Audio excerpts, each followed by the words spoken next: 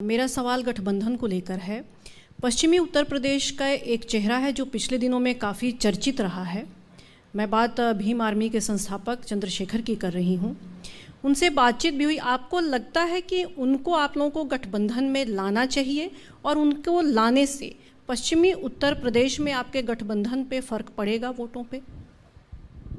देखिए, उनकी अपनी एक मेहनत है। पिछले वर्षों में उन्होंने कोशिश की है और अन्याय के खिलाफ उन्होंने एक उनकी आवाज़ है और उसी का सम्मान करते हुए एक कोशिश की गई। अखिलेश जी ने भी बड़ी साफ शब्दों में उस बातों को कहा। मैं बात दोहरा देता हूँ। मुझसे पूछा गया, क्योंकि एक सीट हमारे बंटवारे में थी रामपुर, और मुझसे पूछा गया कि क्या अखिल इनको हम ले लें और ये सीट उनको दे दें, आपको आपत्ति नहीं? मैंने 2 मिनट नहीं लगाई, मैंने कहा हाँ वो आप दे दीजिए। और अखिलेश जी ने भी प्रेस कॉन्फ्रेंस में कहा है कि हम इतनी सीट उनको दे रहे थे, उनकी कुछ मांग ज़्यादा थी। तो ये होता है। अभी भी जो हम सीट लड़ रहे हैं, ऐसा नहीं है कि अल्टीमेटली जो आरएलडी के सिंबल पे सीट लड़ रहे हैं, ऐसा नहीं है कि उससे ज़्यादा हमारा क्लेम नहीं था। एक छोटा सा सवाल और है आपसे गठबंधन पर ही। आपने अपनी शुरुआती जो संबोधन था उसमें कहा कि विपक्ष के वोट के बंटने की बात कही जाएगी।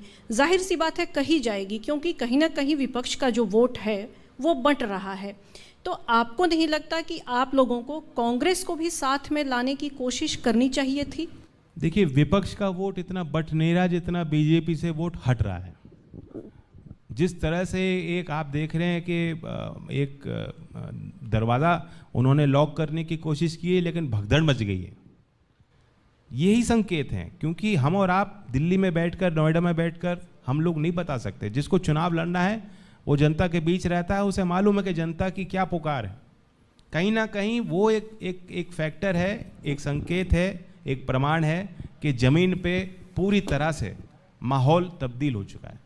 और इसलिए मैं नहीं मानता, कांग्रेस की अपनी एक वोट है, वो चुनाव लड़ रहे हैं, मैदान में है। बीएसपी का अपना एक वोट है, वो अपने इश्यूज़ पे लड़ रहे हैं। हमें उससे कोई डैमेज नहीं।